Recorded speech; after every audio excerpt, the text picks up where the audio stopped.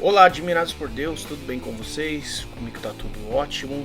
Sejam bem-vindos ao canal Milaker de Desvendando o Oculto. Meu nome você já conhece, Danilo Milaker. Hoje eu quero compartilhar com vocês uma mensagem. Eu assisti por um acaso a mensagem de hoje do pastor André Valadão. Por um acaso, apareceu para mim e eu cliquei para assistir. Deus odeia o orgulho. Eu falei, nossa, que tema interessante. Eu parei para assistir e no decorrer da mensagem eu falei, uau. Poucas vezes eu ouvi uma mensagem tão profunda como essa e uma mensagem que é cristocêntrica, uma mensagem que traz Cristo à tona e mostra ao pecador que ele deve reconhecer o seu pecado, deixar o seu pecado e seguir a Cristo. Me lembrou muito uma das mensagens de Jonathan Edwards, né? A famosa mensagem Pecadores nas mãos de um Deus irado.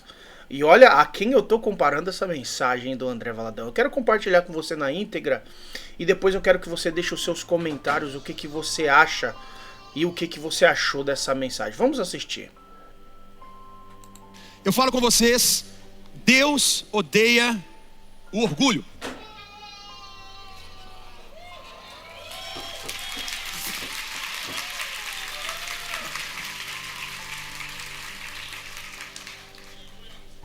Deus não tolera.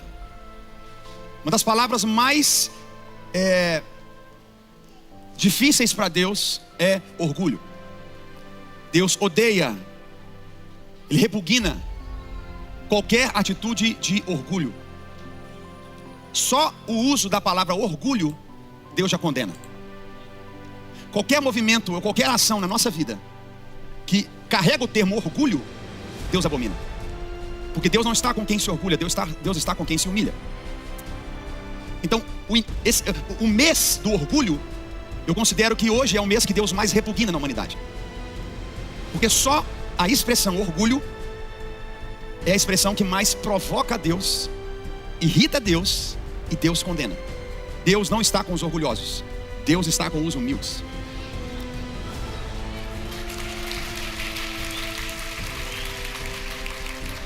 Então, o que Jesus nos ensina é lavar os pés, é humilhar. O que Jesus ensina, o que o reino de Deus ensina é submeter, é prostrar. Quem está pegando isso aqui comigo? João Calvino escreveu algo que me leva nesse mês inteiro, todos nós aqui como igreja, e entender e meditar nisso. E se necessário nós vamos fazer isso todo mês de junho até Jesus voltar. João Calvino disse: um cachorro late quando o seu dono é atacado, e eu seria um covarde se visse que a verdade de Deus é atacada e ainda assim permanecesse em silêncio. A figura do orgulho é Lúcifer. A figura do orgulho, da palavra orgulho, é o anjo caído. É alguém que, debaixo dos seus atributos e dons e possibilidades, quis se igualar a Deus, se colocando numa posição, dizendo: eu posso ser como Ele é, eu posso fazer o que Ele faz, eu posso determinar aquilo que é certo ou não. Eu me coloco no lugar de autoridade na minha vida. Eu não preciso de Deus.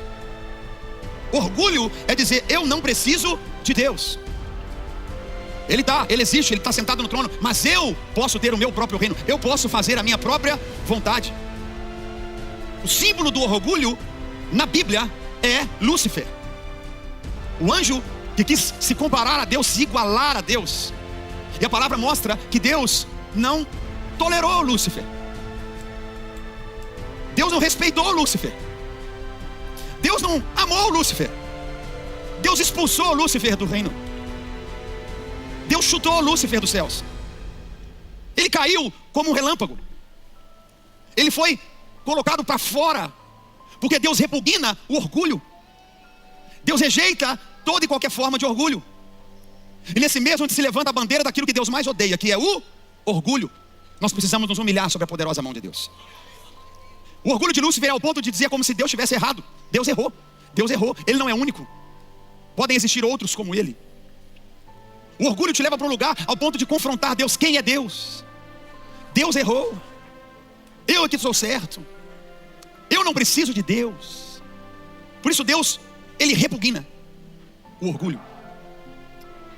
E hoje a gente vive uma agenda na mídia uma agenda externa, onde marcas, bilionários, as redes sociais, elas levantam uma agenda muito forte, onde o não crente quer dizer para o crente como o crente tem que viver. Vou repetir. A gente vive um tempo hoje onde o não crente quer dizer para o crente como o crente tem que viver. Mas o crente não ouve o não crente. O crente ouve a Bíblia, a palavra de Deus. Presta atenção nisso. Isso é muito forte, porque quem nós vamos ouvir? A quem nós daremos ouvidos nesses dias? Onde a política, presta atenção, onde a política se limita às suas leis. Mas fora da política, as empresas são operacionalizadas para fechar o cerco. Se você tem livre expressão pela lei, se você tem livre expressão e liberdade de culto pela lei, então quem rege a lei não pode te proibir. Mas uma agenda cultural te oprime. Se a lei te dá liberdade, estou aqui nos Estados Unidos, não estou no Brasil, estou nos Estados Unidos. O Brasil hoje já, então estou nos Estados Unidos. Porque aqui ainda existe uma liberdade total de culto e de expressão. Estou falando aqui em Orlando, Flórida, onde eu sou residente, pago imposto aqui, sou aqui, moro aqui, ok? Então tem total liberdade. Então a lei, ela te dá essa liberdade. Então como aqueles que regem a lei sabem que não pode te proibir e não podem te calar, eles usam os meios da secularidade. Mas nós não vamos nos calar. Eu estou aqui para te dizer, você tem toda a liberdade de prestar seu culto ao Senhor. Você tem toda a liberdade de falar aquilo que você crê. Você tem toda a liberdade de dizer aquilo que está na palavra de Deus. Você tem toda a liberdade de adorar o Senhor, de vir domingo na igreja, de estabelecer uma família, amém, que está pegando isso aqui comigo, de estabelecer aquilo que é, pela Bíblia, aquilo que nós cremos. Por isso Deus repugna o orgulho. Tiago capítulo 4, no versículo 6. A gente vai ler muita Bíblia aqui, amém, gente? Porque eu não estou aqui para dar minha opinião, eu estou aqui para ler a Bíblia para você. Top. A posição de Deus em relação ao orgulho é clara, vamos ler em voz alta? Mas Ele nos concede graça maior. Por isso diz a Escritura: Deus se opõe aos orgulhosos, mas concede graça aos humildes. O orgulhoso, ele quer colocar a goela abaixo aquilo que ele acredita. O orgulhoso, ele fecha o coração para novas possibilidades. O orgulhoso, ele se coloca dentro de um movimento onde ele se vê superior, onde ele se vê acima. E o que Tiago está dizendo é que Deus, ele concede graça para aqueles que vão pelo caminho da humildade. O caminho da humildade, e nós temos que entender isso aqui de uma maneira muito forte, é um caminho onde nós não vivemos para nós mesmos, mas nós vivemos para o nosso Senhor. Alguém tem um Senhor na sua vida? Amém. O que significa o Senhor na sua vida? É alguém que manda em você. Exato. Ter um Senhor na nossa vida, tem alguém que manda em mim. Ele é meu dono. Eu tenho a minha vontade. Eu tenho meus próprios pensamentos. Mas tem alguém que manda em mim e diz: você pode pensar assim, mas não é o que eu te mandei pensar. Não é o que eu te mandei fazer. Você não vai viver assim, porque eu estou mandando. Então, isso é se humilhar debaixo da poderosa mão de Deus. Fato. Porque Deus odeia o orgulho. O coração da humanidade nunca vai se voltar para Deus. O homem, o ser humano por si só, não volta o seu coração para Deus. Marcos capítulo 7, versículos 21 ao 23. Palavras do nosso Senhor Jesus Cristo. Pois do interior do coração dos seres humanos vem o quê? O que vem do coração do ser humano? Maus pensamentos. O que mais? Imoralidades sexuais. O que mais? Os roubos, os homicídios, os adultérios, as cobiças, as maldades, o engano, a devassidão, a inveja, a calúnia, a arrogância e a insensatez. Todos esses males vêm de dentro e tornam o ser humano impuro.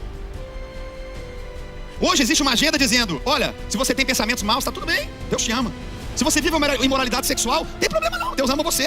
Ah, você rouba? Ah, você é ladrão? Tem problema não, Deus te ama também, está tudo certo. Homicídio? Ah, não, tudo bem, acontece. Deus te ama. Adultério? Não, está tudo bem, isso mesmo. Você ama sua amante? Isso, viva pelo seu coração. Deus ama você. O amor é puro, o amor é verdadeiro. As cobiças? Não, você tem que mesmo cobiçar o do outro ali, ó. Vai para cima, pega o que é dele, rouba o que é dele, vai para cima. Isso aí faz parte, Deus está vendo. As maldades, o engano, inveja, calúnia, fala mesmo, inventa fofoca, cria fake news, pode criar, não tem problema, Deus é amor, pode inventar história, mentira sobre a vida dos outros. Arrogância, insensatez. Jesus disse: tudo isso vem do coração do ser humano. Ou seja, todo ser humano que não se rende à poderosa mão de Deus está sujeito a seguir o que está no seu coração.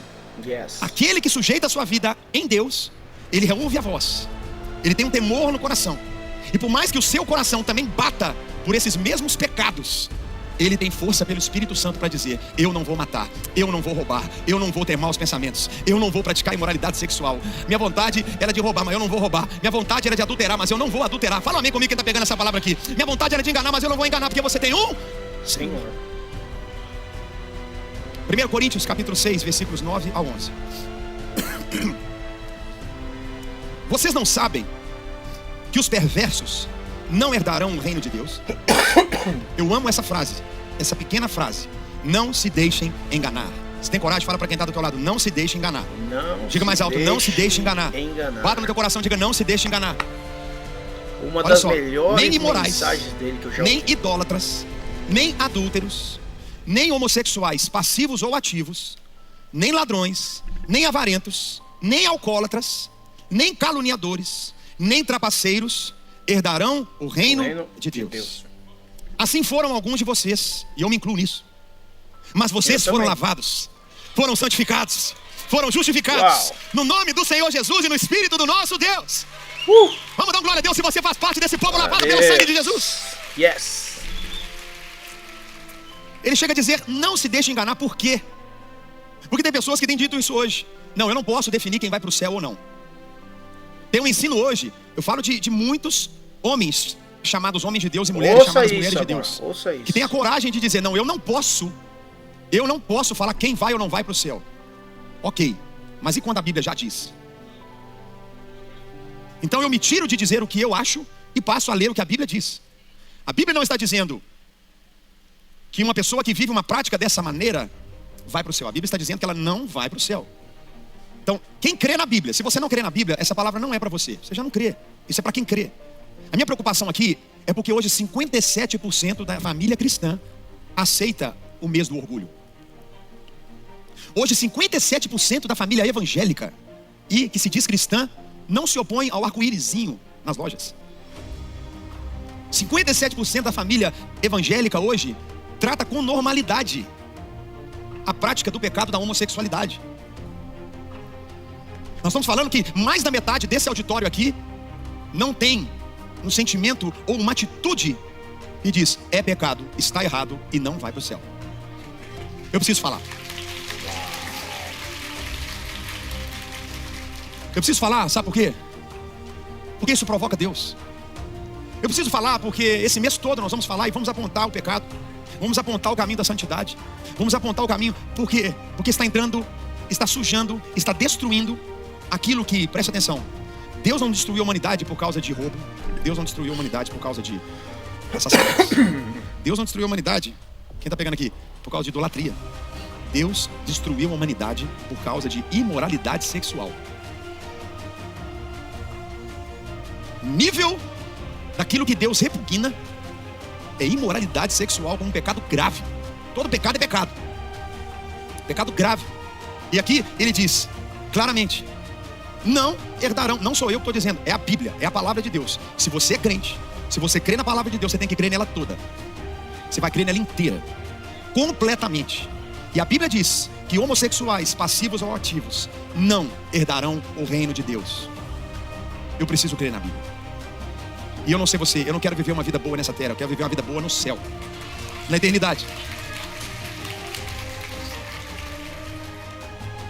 Tem uma frase muito conhecida que diz isso: para o crente, o inferno que ele vai experimentar é a terra. Para o incrédulo, o céu que ele vai experimentar é a terra. Levítico capítulo 18, versículo 22. A palavra de Deus fala tudo, gente. Eu posso ouvir um amém aqui? Olha só o que ele diz: não se deite com um homem como se deita com uma mulher. É o quê? Repugnante. Não se deita com um homem como se deita com uma mulher. É repugnante. A palavra de Deus considera isso repugnante. E aí existe um outro ensino hoje que está envenenando a igreja, que é o ensino da empatia. Empatia. E você não tem ideia como que dói meu coração pregar isso hoje, mas não deveria doer. A igreja hoje ela se constrange em falar de pecado.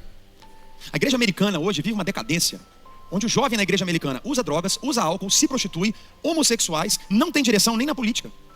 Os pastores pregam sobre unicórnio nas nuvens. O jovem americano hoje não sabe o que é pecado. E isso não vai acontecer com a igreja brasileira. No que depender de mim, não vai acontecer com a igreja brasileira. Não vai acontecer. E aí a simpatia enganosa é o seguinte: eu sinto o que você sente. Eu te entendo. Eu te amo. Eu estou com você. E tem levado a empatia para um lugar que não é certo.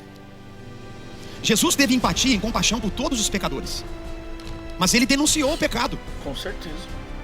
Jesus morreu por todas as pessoas, mas ele denunciou. Ele foi contra o pecado. Quantas pessoas Jesus disse: vai e não peques mais?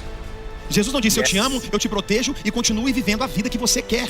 Ele disse: eu te amo, eu te protejo, eu te perdoo, mas não peque, para que não te aconteça coisa pior. Para com essa vida. Muda de vida. Nós precisamos ter um limite naquilo que é empatia.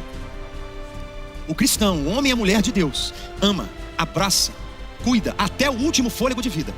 Mas nós não vamos aceitar vida de pecado. Não podemos aceitar. Falou tudo, meu. É isso que está precisando. Eu não estou falando para perseguir. Altares. Eu não estou falando para bater, para não responder, para não estar junto, para não trabalhar junto. Não tem nada disso. Nós amamos. Temos que amar. Amar o drogado, amar o alcoólatra, amar o adúltero, do qual muitos de nós fomos um dia. Amar o homossexual, temos que amar, temos que ter empatia, mas não significa que porque a pessoa é alcoólatra eu vou beber com ela. Que a pessoa é adúltera, eu também vou sair adulterando, porque eu amo, então eu compartilho da promiscuidade que ela vive.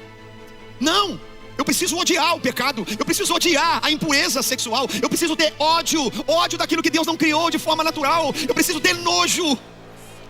Eu preciso romper na minha vida, não deixar que isso entre na minha casa, na mente dos meus filhos, das minhas crianças, no meu casamento. Eu não posso tratar com naturalidade aquilo que Deus repugna. Deus falou: não vai entrar no meu reino quem faz essa prática. Uau! Ouça isso! É uma defesa onde gera-se: você não tem empatia, você não tem amor. Eu repito, nós amamos. Nós amamos. Nós amamos. Mas nós apontamos o caminho que é Jesus. Porque o nosso amor, por maior que seja, é nada diante do amor de Jesus. Deus fez as coisas de forma natural. Dá um exemplo. Os pássaros, por exemplo, quando você vê os pássaros, começa o inverno no norte, o que os pássaros fazem? Voam para o sul. É natural. É natural. É natural. Começou a esfriar, os pássaros se reúnem e eles saem do norte para o sul. Imagina você romper com uma naturalidade óbvia. Está frio, então os pássaros vão subir mais para o frio. Eles vão contra aquilo que é natural. Deus não criou Adão e outro Adão. Imagine Deus criar Adão e criou outro Adão e falar assim: multiplique-se. Agora multiplica. Não tem como. Deus não criou isso. Não faz parte do plano de Deus, que é natural. É natural. Tudo que Deus faz é natural. Ele tem um ciclo. Ele tem uma forma. E o que se rompe nisso é promíscuo, é rebelião, é orgulho. Deus abomina. Quem está pegando essa palavra comigo aqui? Deus criou, tudo que Deus criou é claro, é óbvio. Você não precisa fazer força. O pé de laranja, ele não faz força para brotar laranja. Não faz força. É natural. Agora, imagine o pé de laranja: eu quero brotar jabuticaba. Porque eu quero brotar jabuticaba. E eu vou fazer o que for para eu ser jabuticaba. Eu serei uma jabuticaba. Não tem como. Não dá. Deus não fez isso. Nós precisamos anunciar, denunciar, nos levantar como bandeira onde Cristo é o Senhor da nossa vida, onde a palavra de Deus é a base da nossa vida, onde aquilo que Deus criou é a realidade natural na nossa vida. É tempo de nós nos levantarmos, principalmente no mês como o mês de junho, onde nós vamos dizer: aquilo que Deus criou é óbvio. Quem ama a palavra de Deus? É claro. Precisa ser dito. Precisa ser dito nas redes sociais. Precisa ser dito na nossa vida. Esse assunto que eu estou falando não tem que haver constrangimento algum do cristão falar disso. Crente que tem medo. Medo de falar, medo de dizer, medo de apontar. Fala para quem está do teu lado: vai para cima, meu filho. Vai para cima, meu filho. Vamos. Romanos capítulo 1. Covarde não. Olha o que o apóstolo Paulo escreveu para a igreja. Quem está pegando essa palavra hoje em nome de Jesus? Romanos capítulo 1, nós vamos ler muita palavra aqui de Deus. Repetindo, está na Bíblia, eu estou lendo a Bíblia. Olha o que diz: pois desde a criação do mundo, os atributos invisíveis de Deus e seu eterno poder e sua... Olha só, de novo. Pois desde a criação do mundo, os atributos invisíveis de Deus, seu eterno poder e sua natureza divina, têm sido vistos com muita dificuldade. Têm sido vistos o quê? Claramente. Vamos continuar? Sendo compreendidos por meio das coisas criadas. de forma que tais pessoas são indesculpáveis. Olha só o que Paulo acabou de escrever. É claro o que Deus criou. Você compreende a vontade de Deus até por aquilo que Ele cria. E se você vê claramente o que Deus criou, compreende aquilo que Deus criou, e você não aceita, você está indesculpável. Não precisa de Espírito Santo, não. Não precisa de oração de ninguém. Quem está entendendo aqui? Olha o que Deus está falando. Ele criou, é óbvio, é claro. Você vê, você não aceita, você é indesculpável. Por quê? Vamos continuar, estou lendo a Bíblia. Tendo conhecido a Deus, não o glorificaram como Deus. Ou seja, eu não quero Deus. Por que Deus odeia o orgulho? Não, eu não quero Deus. Nem lhe renderam graças. Vamos ler comigo? Lê em voz alta, vamos lá? Mas os seus pensamentos tornaram-se fúteis, e seus corações insensatos e obscureceram. Negar a Deus, a criação de Deus, a vontade de Deus, a gente está lendo aqui, te torna fútil. Fútil. Vamos continuar? Dizem-se, eu estou lendo apóstolo Paulo, São Paulo, o que ele diz? Dizendo-se sábios, tornaram-se loucos. Olha como o Espírito Santo trata a promiscuidade. Dizendo-se sábios, tornaram-se loucos. Hoje você vê um debate.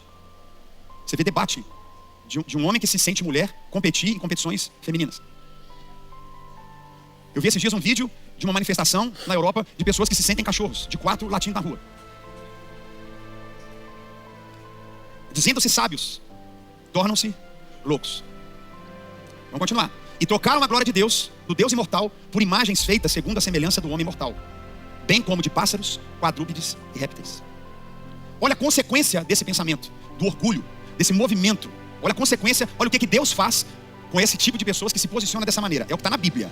Por isso Deus os entregou à impureza sexual. Quem que entregou? Deus entregou. Foi assim, aqui, ó. Olha como Deus odeia esse movimento. Por isso Deus entregou, vamos ler juntos? A impureza sexual, segundo os desejos pecaminosos dos seus corações, para a degradação dos seus corpos entre si. Trocaram a verdade de Deus, que é óbvia, a verdade de Deus é óbvia, pela mentira. E adoraram e serviram a coisas e seres criados em lugar do Criador, que é bendito para sempre. Amém.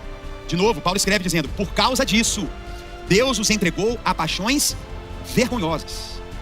Quais são elas? Até suas mulheres trocaram suas relações sexuais naturais por outras, contrárias à natureza. Quais são essas que Deus entregou, Deus largou? Da mesma forma, os homens também abandonaram as relações naturais com as mulheres e se inflamaram de paixão uns pelos outros. Consequências: começaram a cometer atos indecentes, homens com homens, e receberam em si mesmos o castigo merecido pela sua perversão. Além do mais, ainda tem mais, hein, gente? Além do mais, visto que desprezaram o conhecimento de Deus, Ele os entregou a uma disposição mental reprovável para praticarem o que não deviam. O que existe por trás é uma depravação tão grande, onde na borda é só arco-íris. Ama todo mundo, tem empatia. Jesus amou a todos. Rapaz. Ele morreu por todos. É isso. Mas o que tem no fundo disso é Deus entrega uma disposição mental reprovável para praticarem o que não deviam. É um nível de uma mentalidade onde hoje uma criança está sendo levada a movimentar-se sobre a sua sexualidade. Não é possível que um cristão, eu estou falando para crente, não é possível um cristão respeitar um movimento desse, aceitar. Não é possível. Não tem como. Não tem como. Olha só. Tornaram-se cheios de toda sorte de injustiça, maldade, ganância e depravação. Vem comigo. Estão cheios de inveja, homicídio, rivalidade, engano e malícia. São bisbilhoteiros, caluniadores, inimigos de Deus, insolentes, arrogantes, presunçosos. Inventam maneiras, estou lendo a Bíblia, inventam maneiras de praticar o mal, desobedecem a seus pais, são insensatos, desleais, sem amor pela família. Odeiam a família. Odeiam a família hétero. Homem, mulher, gera filhos. Odeiam. Implacáveis. Embora conheçam o justo decreto de Deus, de que as pessoas que praticam tais coisas merecem a morte. Não somente continuam a praticá-las, mas também aprovam aqueles que a praticam. Morte aqui, ele está falando de morte eterna. A morte espiritual. Ele está dizendo, quem pratica isso é inimigo de Deus. Odeia a família que Deus criou. A gente tem esse mês todo pela frente para meditar sobre essas coisas. Agora eu amo essa passagem. Romanos 2, 1 a 4. Portanto, você que julga, porque o cristão fala, mas eu não posso julgar. Como que eu faço? Como que eu trato isso? Como que eu posso lidar com isso? Eu tenho na minha casa, na minha família. Estou vendo essa situação agora. Esse texto é para nós. Portanto, você que julga os outros é indesculpável. Nós não estamos julgando. Nós estamos buscando viver a palavra de Deus. Não é sobre julgar, é buscar viver a palavra de Deus. Quando você julga, se vê maior, está errado. Não é sobre isso. Todos nós temos pecados, estamos sendo tratados na nossa vida. Todos nós continuamente diante de Deus. Olha o que ele diz. Pois está condenando a si mesmo naquilo em que julga. Visto que você que julga, pratica as mesmas coisas. Ou seja, pecado. Sabemos que o juízo de Deus contra os que praticam tais coisas é conforme a verdade. Assim, quando você, uma simples pessoa, o julga, mas pratica as mesmas coisas, você pensa que escapará do juízo de Deus? Agora que eu amo essa passagem, ó. Ou será que você despreza as riquezas da sua bondade? Qual que é a riqueza da bondade?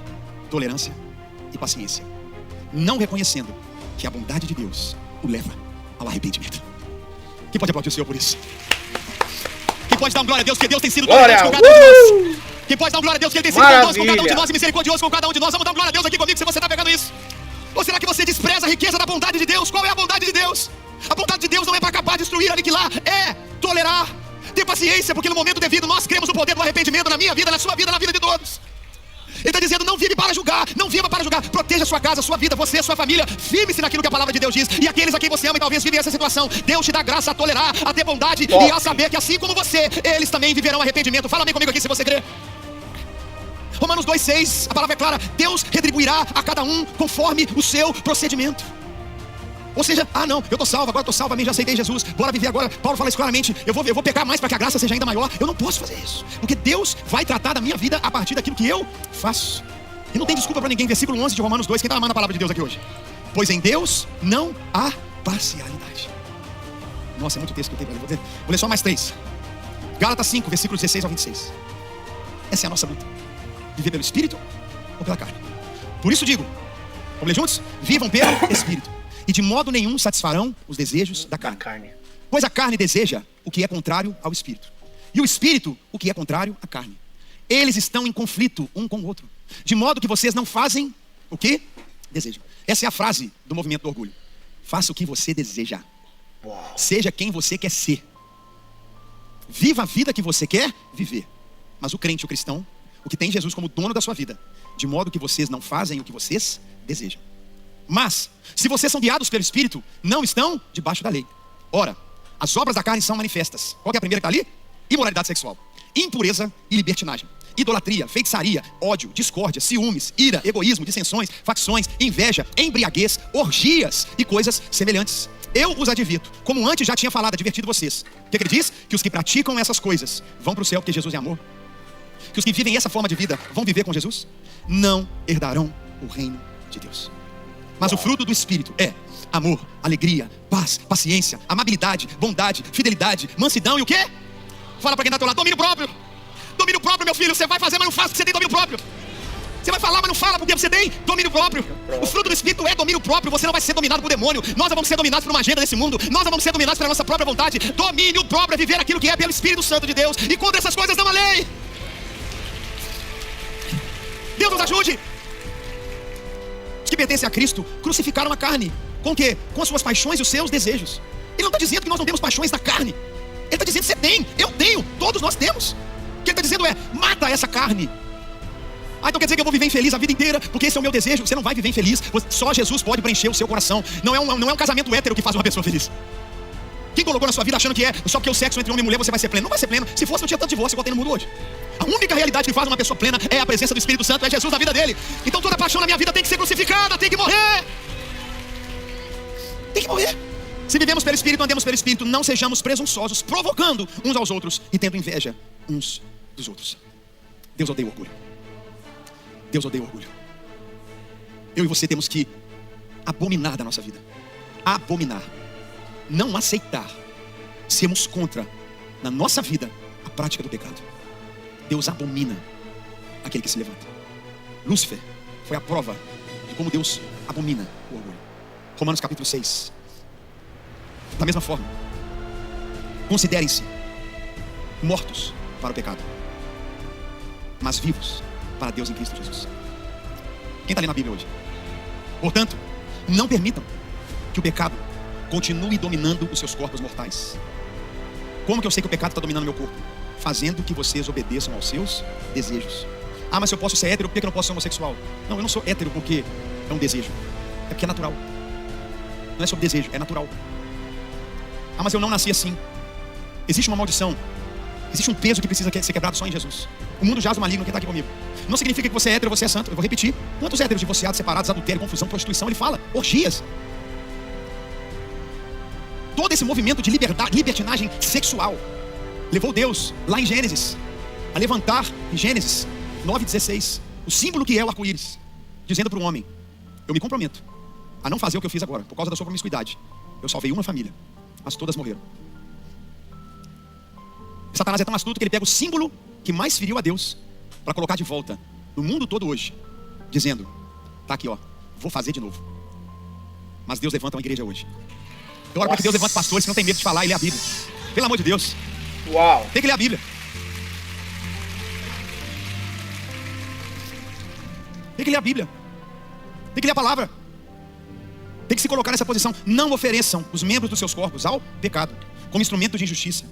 Antes, ofereçam-se a Deus como quem voltou da morte para a vida. E ofereçam os membros dos seus corpos a Ele como instrumento de justiça. Pois o pecado não os dominará. Eu libero essa palavra na tua vida. O pecado não os dominará. Porque vocês não estão debaixo da lei, mas debaixo da graça. Fique em pé no teu lugar se você está debaixo dessa graça. Aplauda o Senhor, dá um brado de louvor a Ele. Ah, esse mês é um mês da humilhação. Enfim, pessoal, é isso. Eu acho que não precisa mais palavras aqui para falar mais nada. Se você achou relevante, compartilha para 1, 2, 3. É importante você compartilhar o máximo possível. Até o próximo vídeo, até o próximo live. E uma ótima semana para vocês. Deus abençoe e diga não ao orgulho. Tchau, pessoal!